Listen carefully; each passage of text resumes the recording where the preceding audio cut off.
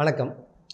வயல்வெளியில் 2 விவசாயிகள் வேலை செஞ்சாங்க. 2 பேரும் ஒரே வயது உடையவர்கள், 2 பேரும் ஒரே உடல் வாகு உடையவர்கள். ஸோ அவங்க 2 பேரையும் 2 பாம்பு கடிச்சிருச்சு. கடித்த உடனே அவங்க ஐயோ பாம்பு கடிச்சிருச்சுன்னு கத்துறாங்க. அங்கே இருக்கிற கிராமத்து வாசிகள்லாம் சேர்ந்து அவங்கள இப்போ என்னென்னு பார்த்து சின்ன சின்ன முதலுதவிகள், வாயில் வேப்பெண்ணெய் ஊற்றுறது, அந்த இடத்துல விஷ மூலிகளை எடுத்து கசக்கி பண்ணுறது, அந்த மாதிரிலாம் பண்ணுறாங்க.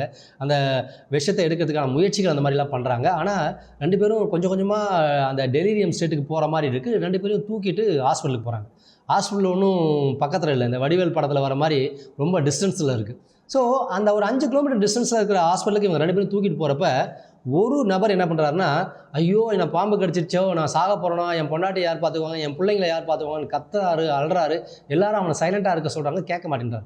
இன்னொருத்தர் என்ன பண்ணுறாருன்னா, கண்டிப்பாக நான் உயிரோடு இருப்பேன், கண்டிப்பாக நான் தூங்க மாட்டேன், தூங்கினா தான் இறந்துருவாங்கன்னு சொல்கிறாங்க, நான் தூங்க மாட்டேன், நான் முழிச்சிட்டே இருப்பேன், விழிப்போடே இருப்பேன், என் பொண்டாட்டி பிள்ளைங்களை நான் தான் காப்பாற்றுவேன்னு சொல்லிகிட்டே இருக்கார்.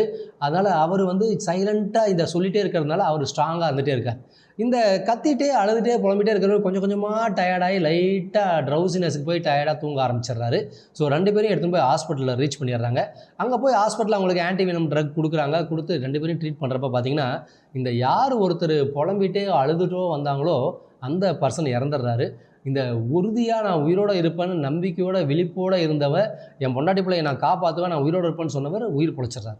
இதில் என்ன ஒரு ட்ரிக்கான விஷயம்னா, இந்த இறந்தவர் இருக்கார் இல்லையா, இறந்தவர் உடம்புல செக் பண்ணால் பாய்சனே இல்லை. ஆக்சுவலாக அவரை விஷப்பாம்பே கடிக்கலை, ஒரு சாதாரண தண்ணி பாம்பு தான் கடிச்சிருக்கு. ஆனால் அவரோட பயம்ன்ற உணர்வு, தான் இறந்துடுவோமோன்ற எண்ணம் அவரை கொண்டுருச்சு. இந்த உயிர் பிழைச்சார் இல்லையா, அவரை செக் பண்ணி பார்த்தா அவர் உடம்புல அந்த பாய்சனுக்கான அறிகுறிகள்லாம் இருக்குது.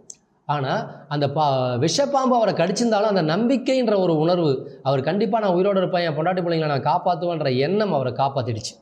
கடைசி மடிக்கும் ஹாஸ்பிட்டலுக்கு போகிற மடிக்கும் விழிப்போடியே இருந்தார் இல்லையா, உறுதியாக, அந்த உறுதி அவரை காப்பாற்றிடுச்சு.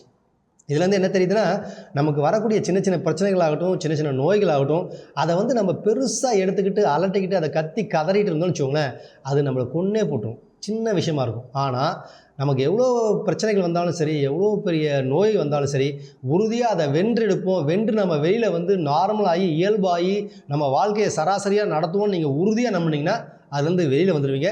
இதுதான் இந்த சின்ன கதையிலேருந்து நம்ம கற்றுக்கொண்ட பாடம். நன்றி, வணக்கம்.